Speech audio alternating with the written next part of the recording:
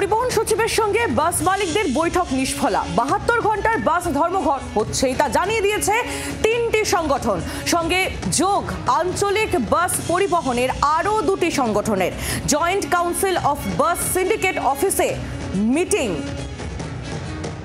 পরিবহন সচিবের সঙ্গে বাস মালিকদের বৈঠক নিষ্ফলা।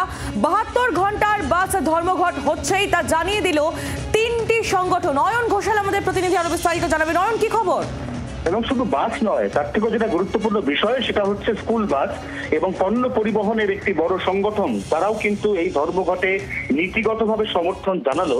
এবং এই 72 ঘন্টা অর্থাৎ 22, 23 এবং 24শে মে রাজ্য জুড়েই কিন্তু একটা গণপরিবহন এবং পণ্য পরিবহন তার উভয় সংকট দেখা দিচ্ছে। সেই পরিস্থিতি কিন্তু এই মুহূর্তে তৈরি হয়েছে।